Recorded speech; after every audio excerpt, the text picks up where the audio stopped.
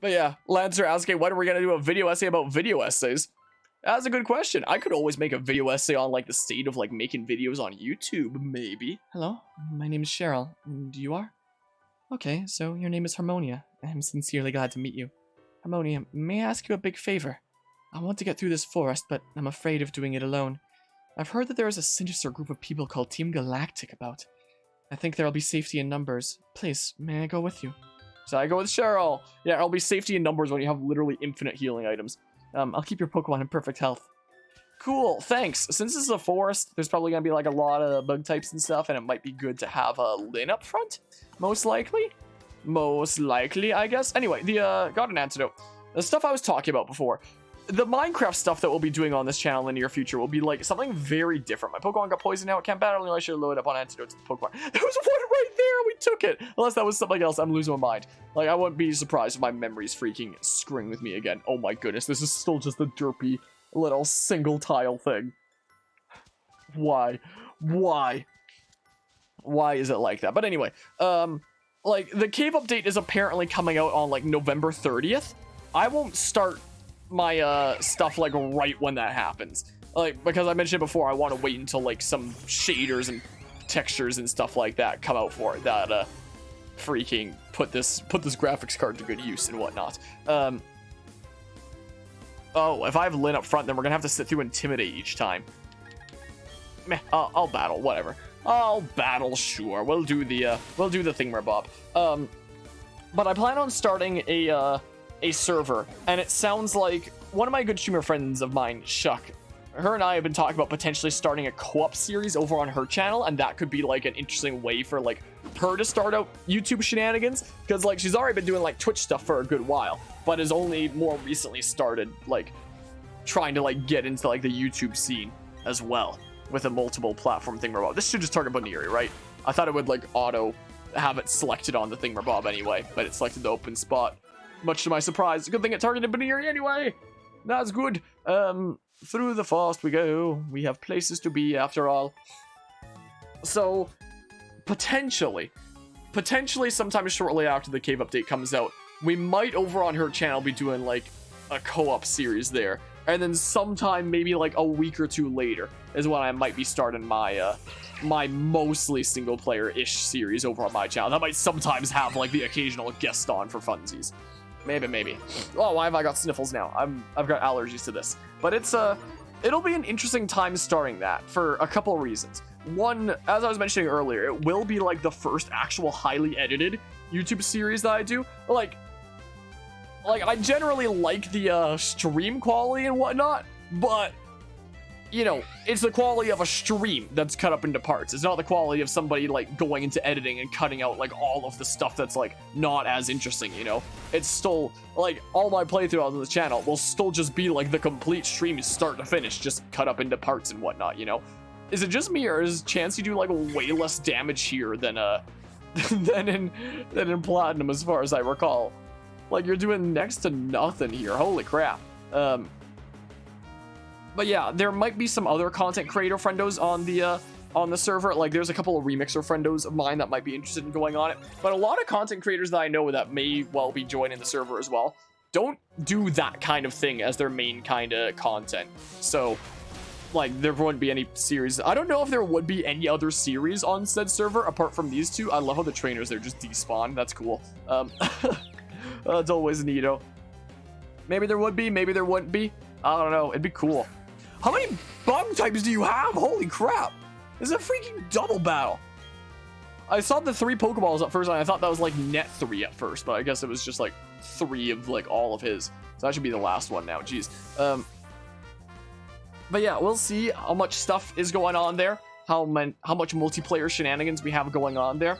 Like, I'll also be bringing on my my little cousins who think the world of me. Like one of the reasons that I want to start as a server in the first place is because I have a couple little cousins of mine that freaking think the world of me, that I want to be able to help give like an outlet and like a nice environment and stuff like that, and like a place where we can play games and stuff and whatnot. So one of the main reasons why I wanted to start a server is because off camera I'm gonna be doing some stuffs with them. So it's gonna be a little bit of a mess of a server, because like on this same world and on this same server, there will be one place where I'm doing my thing for like my single player highly edited series. There will be another place where I'm doing a co-op series with Shuck, it sounds like. There will be some other place where I'm like playing with my little cousins, and if I start doing things with anyone else, maybe it'd be at a different place.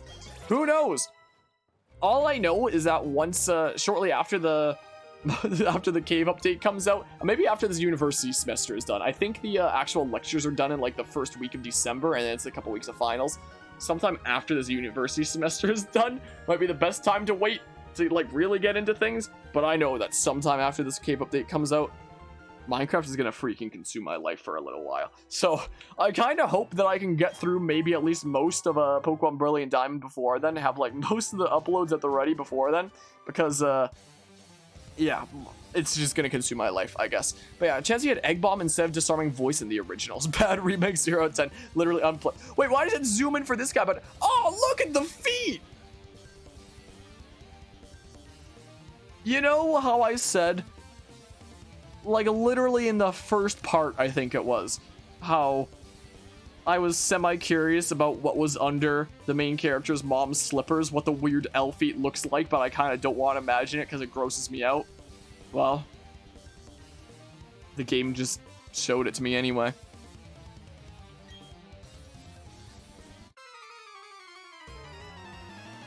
My good gracious. My good gracious, that is certainly something, I do have to say. Let's just put it that way. Anyway, but yeah, it'll be something very different for me to try an actual highly edited playthrough thingamabob, you know?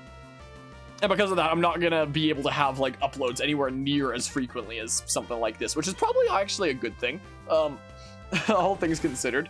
Bada bing bada boom, take that, silly Abra. Why am I sniffling like crazy? My goodness gracious. Get some more experience points and whatnot. You know, Energy Ball, that's interesting. I like the animation for Energy Ball, that's a cool effect. Once again, the trainer's despawning. But it's like, I could, in theory, always have like a big editing project that I'm working on the side between my video essays and occasional Creators Collide thingamabob, but I'm not always gonna have like a content creator queued up to do like Creators Collide with, especially considering you need to like schedule things, actually hop into the session, organize it all, and then like freaking edit stuff from there. It's a freaking insane process a lot of the time. And then like video essays, I need to come up with like a good enough topic to cover in a video essay, something that I preferably haven't covered yet, unless, you know, unless it's something that actually deserves a proper follow-up, like was the case with like Nintendo's classic game situation after like Nintendo 64 games were announced on the Switch. It was like, okay, gotta do a proper follow-up to that video essay now. But when it's not follow-ups, I don't want to, I guess, you know how I was talking before about how if I only cared about the numbers, I'd only do one thing? I'm also realizing that like if I really just cared about like the numbers, I would just be one of those YouTubers that has like one video do really well and then do like every other video on like that topic again. Like after my video essay on how Pokemon lost its magic that got like 500,000 views, I could have easily just become like one of those YouTubers that just pumps out video after video after video, like criticizing Pokemon or something like that. Keep on doing the thing that got that like attention over and over and over again. I'm sure it probably would have like really helped the channel grow and stuff, but it's just really not my vibe. My vibe is, you know, freaking publish one dedicated video on like the whole subject and then done, unless the day comes that I want to make like a follow-up, I guess. But not be one of those people that, you know, makes a freaking video on like the same thing every other day for like easy views and revenue. Like, I kind of wonder how things would turn out if there was like a parallel universe where that's what I did, but, you know, it's not really my vibe, I guess. I don't know if they were barefoot in the original, but if they were, that's cursed knowledge you now have of what the way that they look like in this.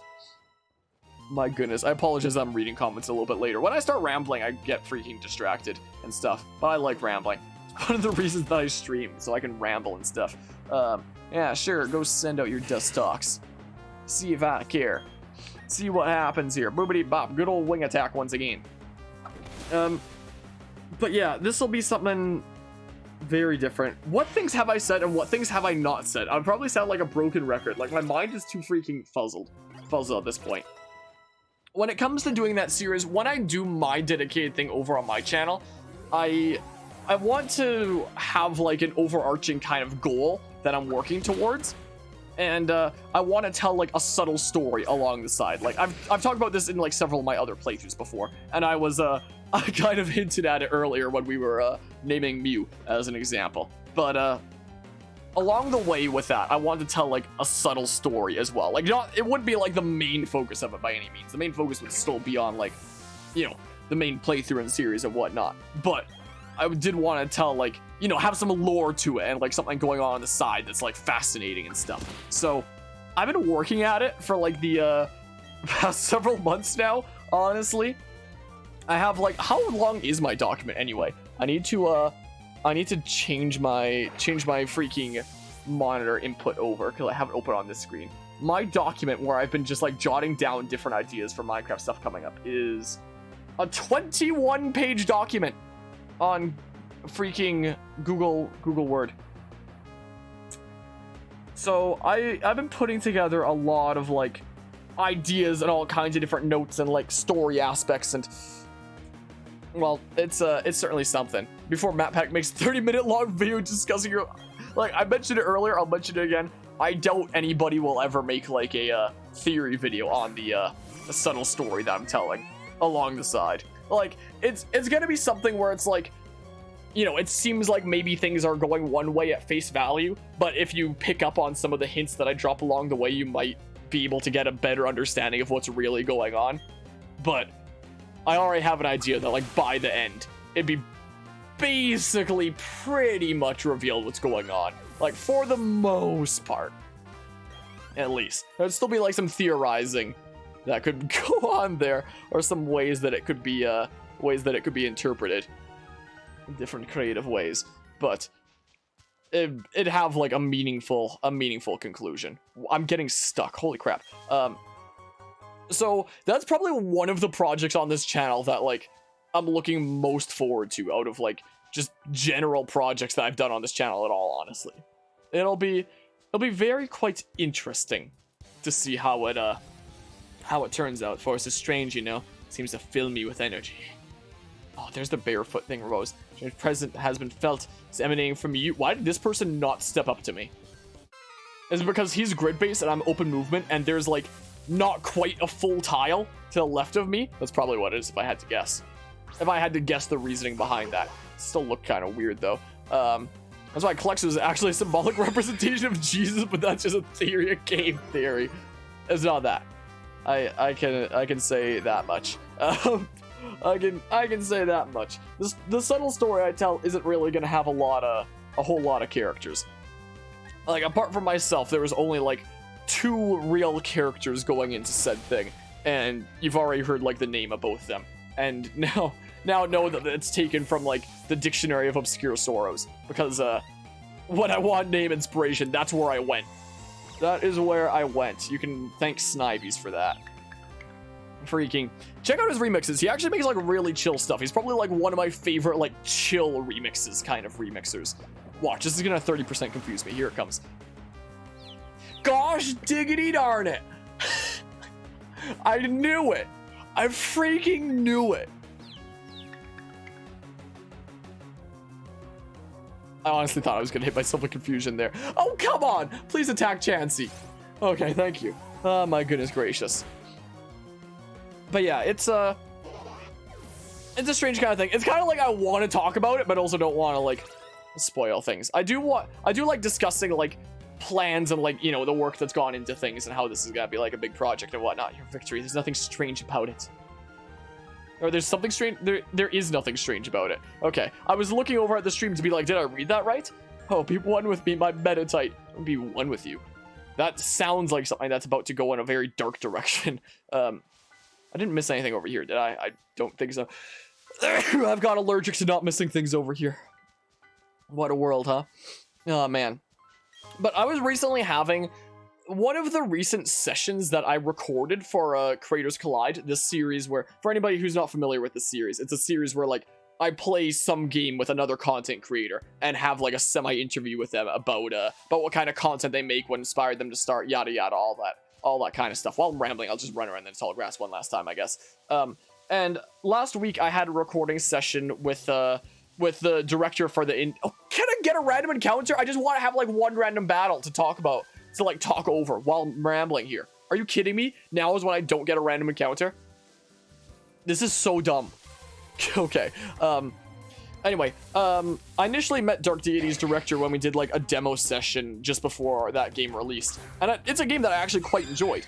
But during this Creators Collide recording, which I won't be able to edit anytime soon. I'm still waiting on him to send me his footage. But during this session, one of the things that he was talking about was, you know, worrying, like, leading up to release about, like, potentially spoiling too much, or, you know, nowadays potentially accidentally spoiling future projects that might be worked on in the future, sometime after all the patches for his current game are done and whatnot. Because it's like, there's that urge where it's like you want to tell people about this cool thing that you've been working on and whatnot, but also need to not give spoilers for it and whatnot. And it's like, I get it now, you know.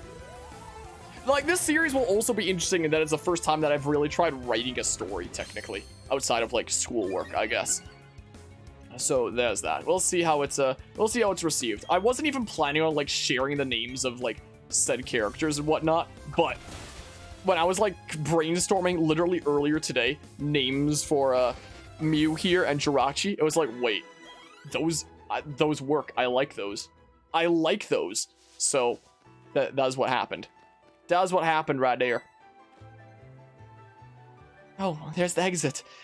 There's the dark spot where one of the developers left a coffee stain on the textures.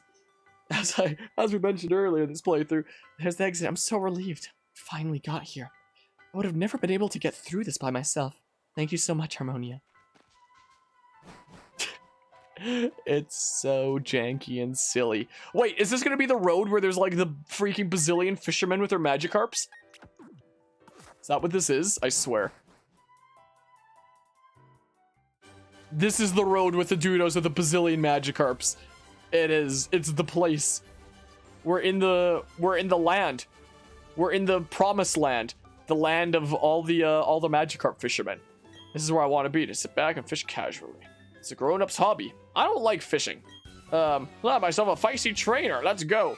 Like, my family has like a lake cabin in this small summer village. So I grew up in an environment where, you know, fishing was. I like how he sends out the Pokeball. I grew up in an environment where like fishing was like a very common thing to be doing out there. I never liked it. It's just basically like sitting around just waiting for the actual fun thing to happen is what it is. So I always got like bored out of my mind as a kiddo whenever I tried to fish. Like, I just couldn't. How come I'm fishing all the time? My dad goes fishing all the time. He quite likes it. Let a big wind slip away. He's pretty into it, but I'm not. I never really was. Like, so as a kiddo, anytime that we would go fishing, I just bring out a book or like a video game or something. Maybe I'd oh, this is the 6 Magikarps guy, isn't it? I just bring out like either a book or maybe even I bring out my DS with like Pokemon Diamond on it or something like that and just play that on the boat. is a thing that could happen. That was the way things went. It's interesting living here in the land of Canada, where we have especially in Alberta, where my atmospheric science teacher, yeah, it's the 6 Magikarp guy, isn't he great?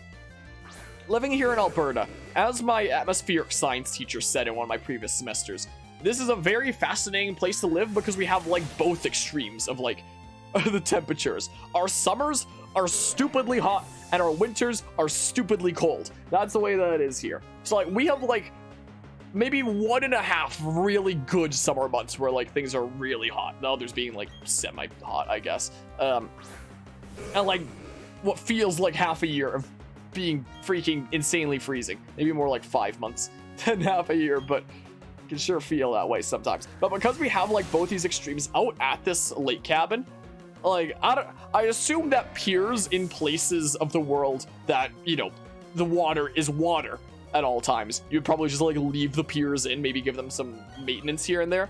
But out there, we have a pier that you like assemble in like individual pieces. So you put it in the springtime and you take it out in the fall time, because if you left it in when like the lake froze over, it would like just destroy the pier and everything there. So basically the whole community comes together like every spring and fall to put the pier in and take the pier out. Everyone's always discussing like, where's your boat lift gonna go? Where's your boat lift gonna go? And put them all into place and whatnot and get it all figured out and stuff. It's certainly something, but because we have both these extremes, in the summer you see like a lot of people like fishing out on that lake, and in the winter people will just like drive across the lake in like quads or just normal vehicles even, and just like set up their like ice fishing tents and like little ice fishing outpost thingamabobs that they have, and just like spend the day ice fishing. I don't think I've gone ice fishing before, but I don't think it interests me too much. Regular fishing was never quite for me, and I don't think ice fishing would be either. Not quite for me. Fun fact, this guy appears in Black and White 2, and all his Magikarps are level 58. Wait, is it the same guy? Does he have, like, the same name? Does he have the same name? So it is basically, like, the same guy, because that'd be pretty cool. If that's the case, be a reference like that again. But yeah, fishing, never quite for me. Never quite for me. Don't really like sitting around waiting for a different thing to happen, the more fun thing to happen. Like, of course, if you're fishing because you're planning on catching your meal, then your reason for that is like catching your meal and whatnot. Like, I just don't understand fishing for like fun. It's just not for me, I guess. Like, I guess I do sort of get why people like it, but it's just not for me. It's the same reason why I've never really been into things like Pokemon shiny hunting, because it's just sitting around waiting for a different result is what it is. It's just like fishing, essentially. Except a shiny Pokemon, I guess, is like data that you could keep forever. until the games come along that say, no, you're not allowed to transfer that. But usually you would have been able to keep forever until like a few years ago. Whereas fishing is like a one-off, either throw it back or it's the one meal, I guess. But I don't know. I'm just not one of much for sitting around waiting for other things to happen, I guess, you know. I don't know if he has the same name in Black and White 2, but he is the ubiquitous 6 Magikarps guy. That is his mantle, his proper title. He is known as the 6 Magikarps guy. Kind of like that one movie Free Guy, except instead of Free Guy, it's the 6 Magikarps guy. I'd see that movie. The 6 Magikarps guy. What? That should be the sequel to Detective Pikachu right there, is what that should be. Oh, speaking of other games to cover on this channel one day, not anytime in the near future, but it's been known for like a good while now. Like, it was announced a while back that apparently a Detective Pikachu game was like being developed for the Switch. It wasn't announced whether it was like a port, a remake, or a sequel. I imagine it would probably be a sequel, especially considering the 3DS one ended on a cliffhanger, which I'm really thankful the movie didn't end on a cliffhanger. I was really worried going into that movie that it was going to end on a cliffhanger like the game did, but thankfully it actually ended its plot, unlike the freaking 3DS game. Everything has my emotions all on. So at some point, because I like doing things on this channel in order, that's one of the reasons why we did Platinum before doing this, is, you know, cover like the definitive version of the originals and then cover this. At some point we're going to cover Detective Pikachu. Like, it might just be sometime after whatever the Switch title is properly announced. Like, that would probably make the most sense, like, striking while the iron's hot, I guess. Like, I've rambled before about how I don't care, like, too much about, like, the numbers when it comes to, like, content creation kind of stuff, but I do care enough to, like, cover games while they're relevant. It's part of the reason why we're playing this right now, you know? So, maybe we'll cover Detective Pikachu at some point in the future when the Switch title, whatever it is like properly announced. Yeah, the movie was straight up better than the game. Like, I've never actually played Detective Pikachu myself, but I have seen all the cutscenes of it.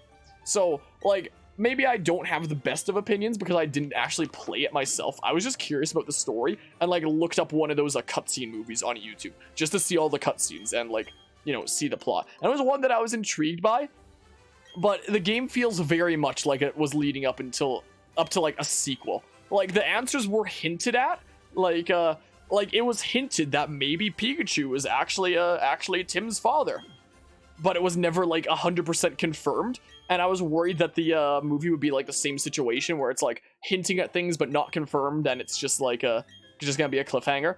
No, the movie actually resolved it. The movie was like, guess what? Yeah, that is his father. Yep. Here's the answers. Here's an actual ending. So I was really worried going into the movie. I think video game movies are usually famously bad. I think Detective Pikachu is the one movie where, based off of a video game, where I think the movie was better than the video game. Again, I can't know like the full story because I never actually played the game myself or know the full experience. Goblin Pudding raid with a party of 19. Nobody expects a Spanish Inquisition. I most certainly was not expecting the Spanish Inquisition. My, oh my, how was your stream pudding? And what were you streaming, if you don't mind me asking? What was on the stream agenda tonight? Was it any of Pokemon by chance? Was it some more art stuff? What were the plans tonight? Hello, Night Sleeves. Hope you are doing well today. Welcome from the raid, I assume it is. Let's go into Eterna City. I appreciate the follow there, Cult of Many.